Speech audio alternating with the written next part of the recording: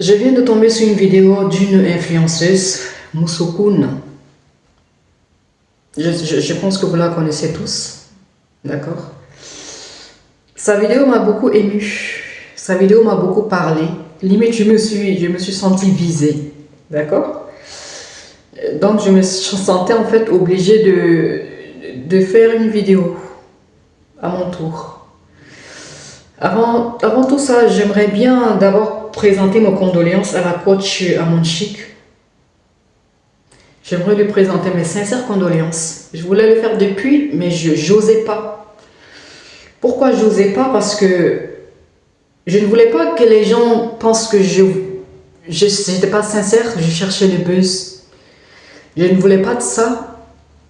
Et je ne voulais pas non plus qu'on dise que je prends parti entre elle ou la coach Lady Sonia. Voilà. Voilà. Du coup, j'ai pas osé. Mais ça m'a touché, le décès de sa mère.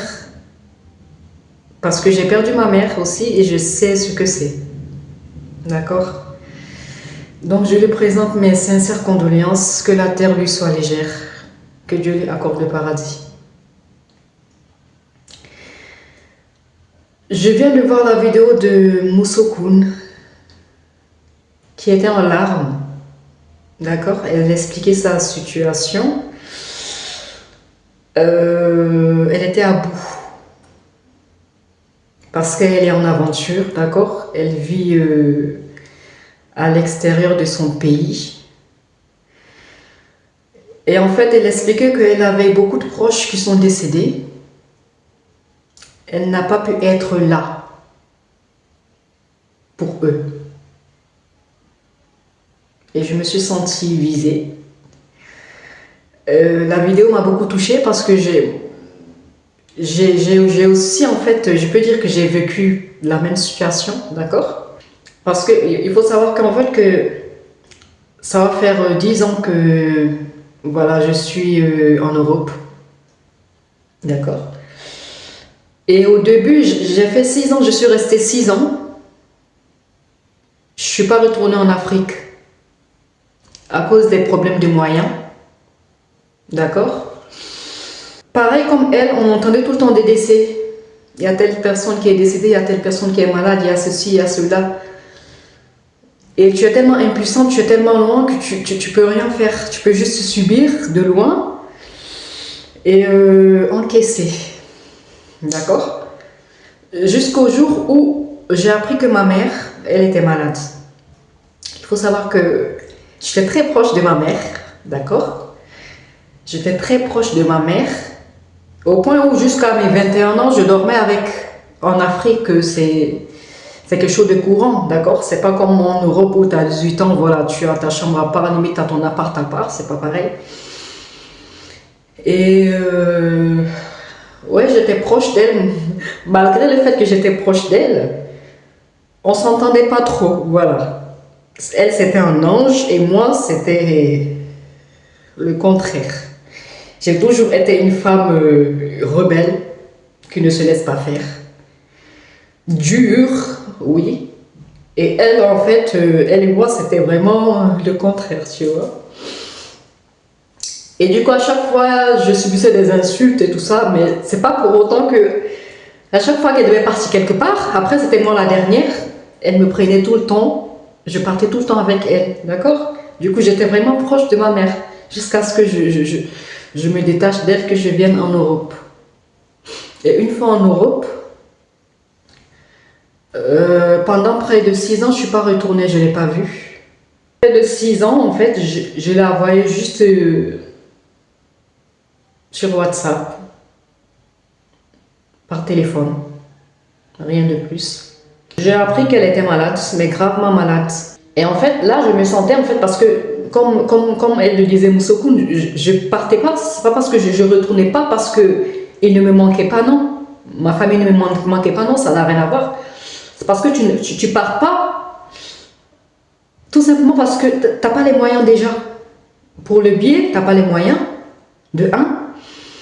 Et de deux, les attentes qui t'attendent là-bas, la façon dont tu sais que les gens vont t'accueillir, tu vas revenir sans rien, on va dire,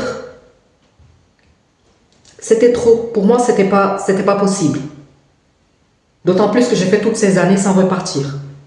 Pour moi, je devais préparer mon voyage. Mais quand j'ai su la maladie de ma mère, tout s'est fait rapidement. La façon dont j'appréhendais le voyage et tout ça, ça a baissé, ça a vraiment baissé. On a prévu de partir en vacances et c'était pendant le temps du Covid. On avait préparé les billets et tout ça pour... on avait économisé le maximum, voilà, qu'on pouvait pour pouvoir partir la voir. D'accord? Parce qu'on craignait le pire. On a acheté le billet et tout ça. On a acheté le billet.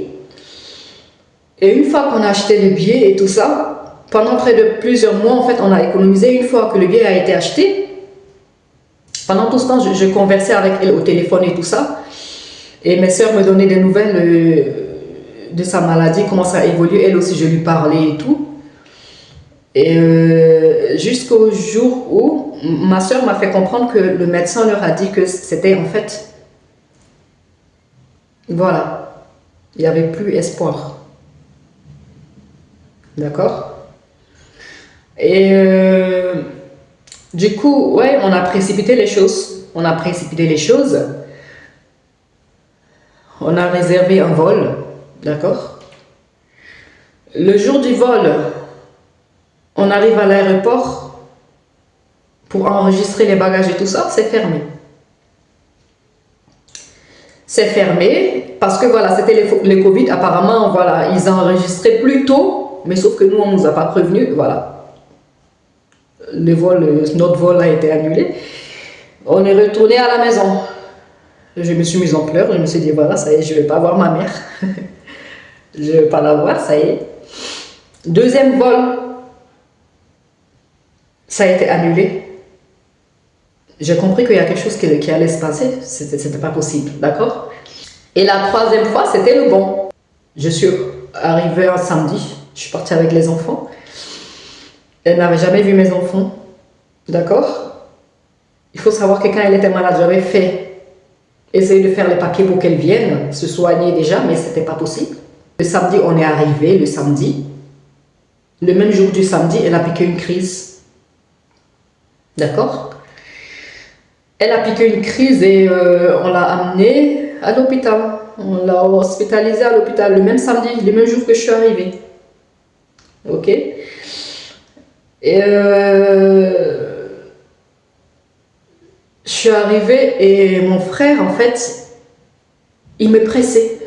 Vite, on va aller voir ma mère, on va aller voir ma mère. Je savais qu'elle était malade, mais pourquoi il me mettait la pression, voilà, je ne savais pas. Je ne m'attendais pas à ça, en fait.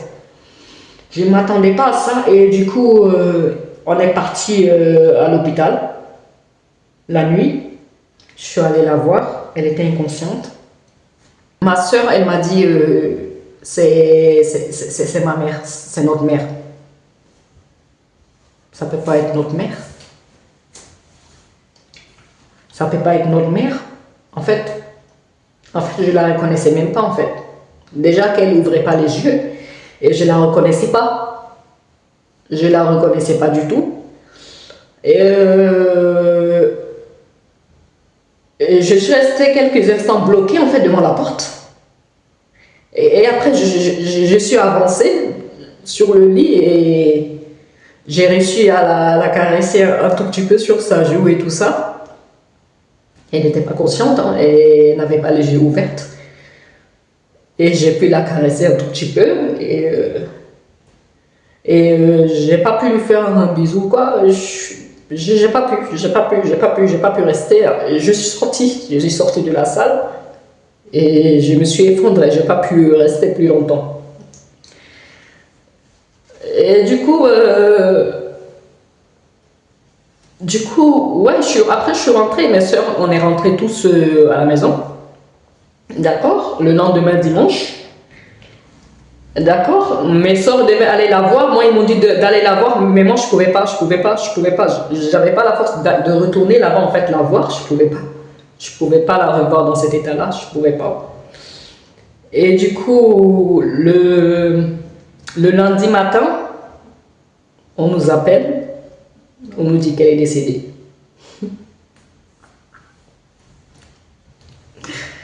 Non, c'était pas possible. Pour moi, en fait, une personne, en fait, dans ma tête,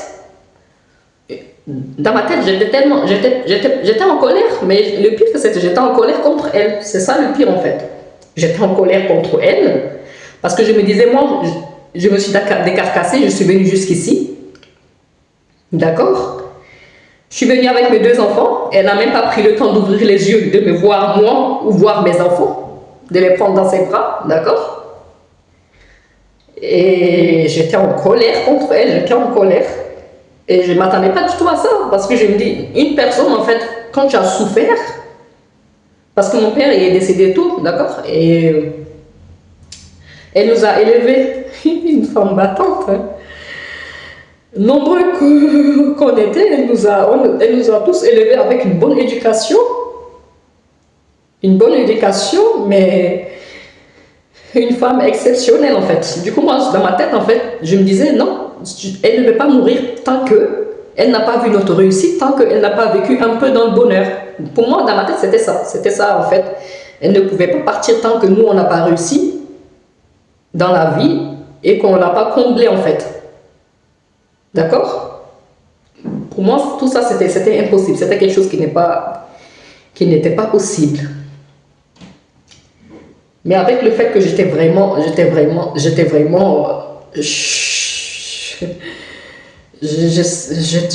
en colère contre elle en fait. Et mes soeurs, elles m'ont dit, ne dis pas ça, ne dis pas ça, parce que faut pas savoir le nombre de fois qu'elle a voulu partir, le nombre de fois qu'elle a piqué des crises. Elle me dit, c'est toi, elle attendait avant de partir. Quand une de mes soeurs m'a sorti ça, le soulagement que j'ai eu, parce qu'il faut savoir que à chaque fois que le vol s'est annulé, j'ai pleuré, mais j'ai pleuré, je demandais à Dieu, laissez-moi la voir, je priais tout le temps, Dieu, laissez-moi la voir, laissez-moi la voir, et pour moi, c'était vraiment quelque chose d'extraordinaire, quoi, je me suis remise en question, tu vois, j'ai remercié Dieu, en fait, de m'avoir donné l'opportunité, même si elle ne m'a pas vu, moi je l'ai vue, d'accord? Et je l'ai touchée, même si je ne lui ai pas fait un bisou comme je souhaitais le faire, je l'ai quand même touchée. Et c'est quelque chose de vraiment énorme, d'accord? Et rien que cette parole-là, ça m'a quand même apaisé. On me dit, c'est toi, elle attendait, ne cherche pas à comprendre, elle t'attendait, parce qu'elle a tellement souffert, mais elle partait pas. Elle partait pas. Il suffit que moi, le jour que je vienne, elle pique une crise ce jour-là, et 2 jours plus tard, subhanallah, 2 jours plus tard, elle est partie. Tout ça, en fait, pour vous dire, en fait, par rapport à la vidéo de Moussokoun, c'est pas facile de vivre loin de ses parents. C'est pas facile de vivre loin de ses parents, d'accord? Ceux qui sont en aventure, c'est dur, on n'en dit ce qu'on vient pas, c'est dur. Mais faites le maximum que vous pouvez, en fait. Économisez le maximum que vous pouvez. Et repartez dans votre pays. Allez voir votre mère. Allez voir votre père. Allez voir votre frère et soeur. Essayez de faire de beaux souvenirs avec eux. D'accord? Même si avant peut-être ça n'allait pas entre vous. Essayez de créer de beaux souvenirs entre vous. Ne partez pas les bras ballants. Ne partez pas les bras ballants. On ne sait jamais ce qui peut se passer. On ne sait jamais ce qui peut se passer. D'accord? Faites tout ce que vous pouvez. Serrez la ceinture. Achetez un billet. Allez voir votre famille. Allez voir votre famille. Allez voir votre mère. Allez voir votre père. Allez voir votre famille. Avant qu'il ne soit trop tard. D'accord? C'est tout ce que j'avais à vous dire. La vidéo elle est longue, mais il fallait que j'en parle. Quand tu perds une mère, avant quand je voyais des personnes qui perdaient leurs parents, surtout leur mère, je compatissais. Mais quand moi j'ai perdu ma mère, c'est là où j'ai vraiment compris de quoi il s'agit. En fait, quand tu n'as pas vécu ça, tu ne peux pas savoir de quoi il s'agit. D'accord?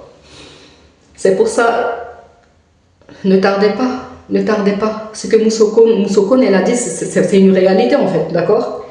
C'est une réalité. Faites ce que vous pouvez, allez revoir votre famille, même si c'est une seule fois, vous ne savez pas ce qui peut se passer. Vous allez avoir une haine, vous allez être aigri. Pourtant, ce n'est pas de sa faute, c'est Dieu qui décide. D'accord? Donc faites tout ce que vous pouvez et allez la voir. Allez voir votre famille. D'accord? Que la terre lui soit légère, que Dieu lui accorde le paradis. À ma mère, une femme exceptionnelle, une femme pieuse. Comme j'ai dit, elle et moi, voilà, on était diamétralement opposés. On ne s'entendait jamais pratiquement, mais voilà, on était tout le temps, quand il partait, tout le temps, il me prenait. Une femme exceptionnelle, mais vraiment une femme extraordinaire. En fait, tu peux lui faire du mal. Voilà, elle te pardonne comme si de rien n'était. Et moi, ça m'insupportait, vu mon gros caractère, ça m'insupportait. Elle pardonnait. Elle, pour elle, la vie, c'était voilà, la paix. Une femme exceptionnelle. Si je ne peux pas tout dire. Je peux pas tout dire. Surtout quand je partais à l'école, je descends de l'école. Et je trouve que elle a pris ma nourriture, la moitié de ma nourriture, pour donner aux enfants qui demandent de l'aumône. Vous voyez, en Afrique, il y a des enfants qui tapent à la porte et ils demandent de quoi manger. Je descends, j'ai tellement faim, je vois qu'elle a pris une moitié pour donner. Et moi, je pète les plombs. Qu'est-ce que tu as fait? Qu'est-ce que tu as fait, Léo, ma nourriture? Elle me dit, je donne ta nourriture. Je dis, ah, moi, je veux ma nourriture. Sors ma nourriture, moi, je vais la manger cette fois. Et elle commence à m'insulter, t'es mal poli. Elle me dit, mais il avait faim, je lui ai donné tout petit peu. Ou bien quand on partait, des fois elle m'appelle, viens, tu vas m'accompagner au marché et tout ça. Et moi je la suivais, tu la voyais, elle était devant avec son gros boubou et tout ça. Même le vêtement que je porte, c'est elle qui me l'a donné. D'accord, je prie avec et tout. Dès que je l'appelais au téléphone à son vivant, elle m'appelait, elle me dit, je t'ai acheté des beaux trucs, quand est-ce que tu vas venir, tu vas voir, je t'ai acheté des beaux trucs. Et des fois, elle me dit, viens, tu vas m'accompagner au marché. Et je partais avec elle au marché et tout ça. Et je vois, elle m'envoie dans des endroits. Moi, déjà, je suis maniaque. Elle m'envoie dans des endroits qui a déjà plu. Les marchés d'Afrique qui ont déjà plu, vous voyez. Il y a la boue, il y a la saleté, il y a les mouches, il y a tout. Et moi, je crache à droite, je crache à gauche, je crache. Tu m'as amené où là? Où est-ce que tu m'as amené, maman? Tu m'as amené où? Eh bien, elle partait avec moi pour acheter des légumes. Et elle va voir, regarder la personne qui fait la plus triste dans le marché, une vieille, d'accord? Qui fait la plus triste dans le marché. Même si la dame, la vieille, elle vend des légumes pourris, elle va aller là-bas pour acheter les légumes de la dame. Parce qu'elle a pitié de cette femme-là. Moi, quand elle ramène ses légumes à la maison, je pète les plombs. Je dis, moi, je ne cuisine pas ça. Elle me dit, tu vas cuisiner ça. Moi, je t'ai dit, t'es mal poli. Combien je ne donnerais pas aujourd'hui pour l'entendre me traiter comme ça, pour l'entendre m'insulter comme ça? Combien je vais pas donner pour juste l'entendre me traiter comme ça? Et c'est vraiment dommage qu'on ne peut pas parler ainsi de toutes les mères. C'est vraiment dommage. Mais une vraie pieuse, ma mère. La vérité, une vraie pieuse. Ma mère, une vraie pieuse. Subhanallah, que la terre lui soit légère. Vraiment fière d'être sa fille, vraiment fière d'avoir une mère comme elle. Que la terre lui soit légère. Et toutes les personnes qui ont perdu leur mère, leur père, des proches, je vous souhaite du courage et des condoléances à eux. Que Dieu les facilite, que Dieu leur accorde le paradis. Priez pour ma mère. Que la terre lui soit légère. Et n'oubliez pas, faites des efforts. Faites des efforts. Faites des efforts.